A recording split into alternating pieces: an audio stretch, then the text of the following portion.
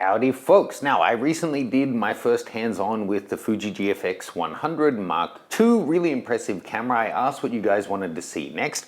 They were able to send it back out to me, and to my surprise, given that the major improvements on this are to do with speed and video, not that many people asking about that. The most common request I had was, how does it compare to the X2D from Hasselblad? They both have the same sensor, so it's a fair enough comparison. So in this video, I'm pretty sure you know the top line details between the two cameras. We're basically going to focus on how is the image quality at the end of the day, because yes, they're the same sensor, but they have different lens designs and different overall internals. So the same sensor can yield slightly different results. Now, in this shoot, one thing worth noting though is I'm going to be doing off-camera flash. I think we're going to be using 4 or 5 flashes. The Fuji has a relatively slow sync speed. I tested it at 1/200th and I was still getting banding. Whereas with the Hasselblad, I can sync all the way through to the lens's maximum, which is 2 or 4,000th of a second, if the flashes can keep up. So that's one thing to keep in mind. But should be a fun one. We're doing a whole bunch of rose petals. I think we have something like 20,000 rose petals, and we're gonna do some beauty portraits with her today.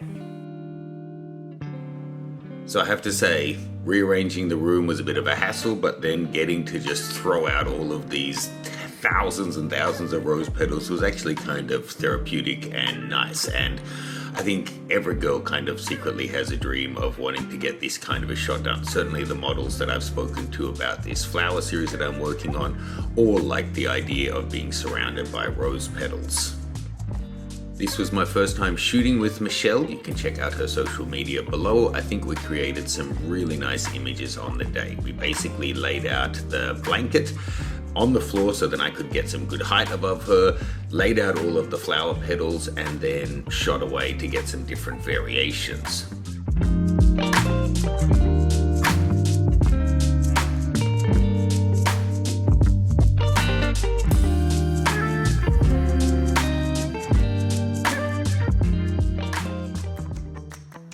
Now from the outset, I have to say both the GFX and the X2D are beautiful cameras and great ranges of cameras.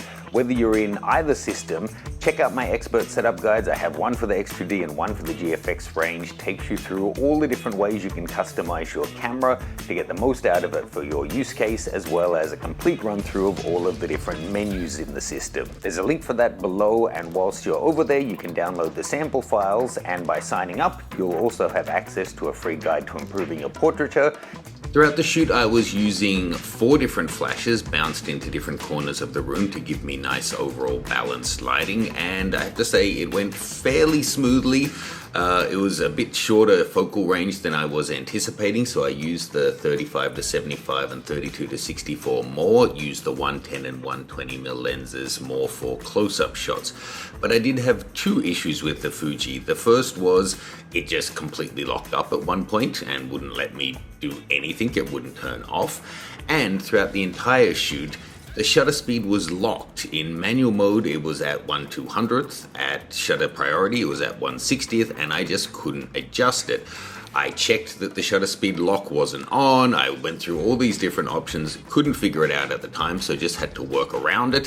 What I wanted to be shooting at was giving me banding, so most of the shots we ended up with were at 1/60th of a second.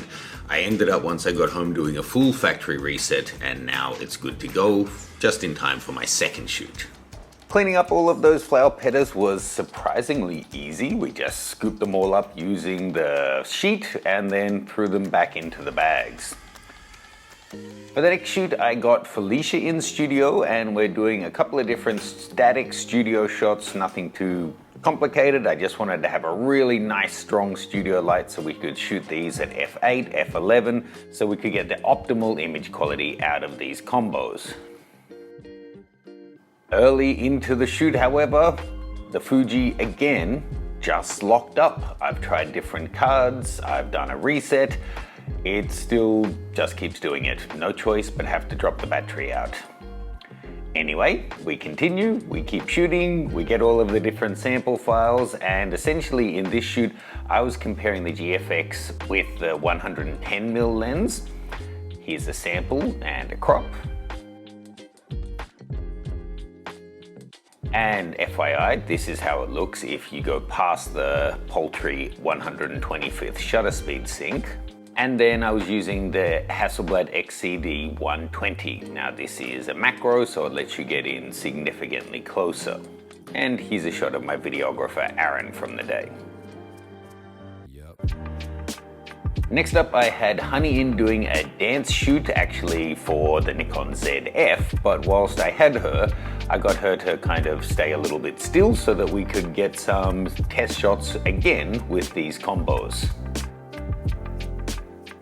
Okay, third or fourth photo of the day, and the Fuji has again frozen on me. I can't turn it off, I can't change any settings, I just have to dump the battery out of it. The new flagship camera, up-to-date firmware, 3 out of 3 shoots so far. Every time it freezes up regularly. Yet again, we drop the battery out, we continue, we persist, and we got the shots.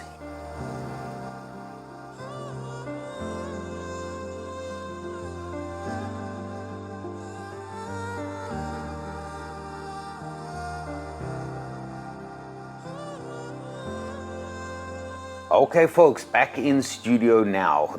As I said, I genuinely intended this video to just be an image quality comparison, getting some sample files that I could share with you guys, but a few things jumped up along the way that I just can't ignore if I'm trying to be honest with you guys. And in terms of capturing the best image quality, the way you interact with them is going to be different, and there's a couple of things that are just personal preference as well. Before I jump into all of that, big thanks to our 3 models who helped out for today, allowing me to get some test shots in between what we were actually shooting on the day. Michelle, Honey, and Felicia, thank you all, wonderful to work with. Now, first off the bat, as I said, I think both of these are phenomenal systems. They're just different. Whilst they have the same or very similar sensors, the way you engage with them is quite different. As I said, if you're in either system, check out my expert setup guides below. There's no getting away from it. The GFX 100 Mark II has faster autofocus than the Hasselblad.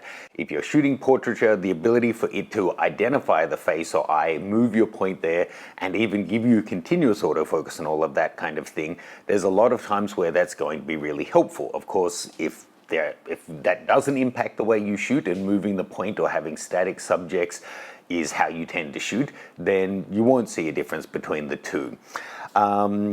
Overall, the big difference between them is going to be the flash sync speed. On the Fuji, it's 1/125th, which honestly is the slowest of any camera that I can think of, whereas the Hasselblads, they have a leaf shutter, and it depends on which lens you're using, but you're able to sync up to 1/2000th or 1/4000th of a second. It varies lens to lens, so that's another big difference between the two. Now, I can't just wash this away and pretend it didn't happen. Every single photo shoot, multiple times, the Fuji locked up on me, and I had to, trying everything to get it to respond. It wouldn't. I'd end up having to drop the battery out to reset the camera. Now, it could be that this one's a dud. It's not the first Fuji I've had do this in the past. I think it was the GFX 100S I had issues with as well.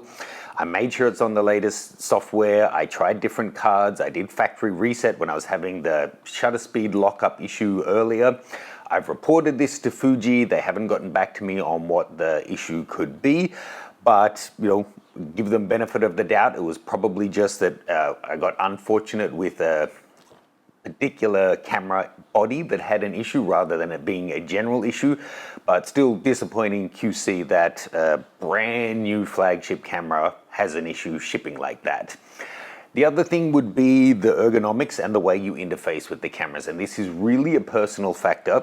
I personally really love the new finishing on these cameras, and I mentioned this before and got a lot of hate from Fuji users. Don't get me wrong, I really like the new finish on this camera, but unless you have them literally in your hands at the same time, you can't really comment. Same as if I'm comparing a Nikon and a Canon. You can't compare your memory of one or your guess from a picture of one to the actual feeling in the hand of the other. But when you have two cameras in your hands, you're taking a shot, you're taking a shot, you're taking a shot, you can draw out comparisons that you may not otherwise have noticed. And the way they feel in the hand is very different.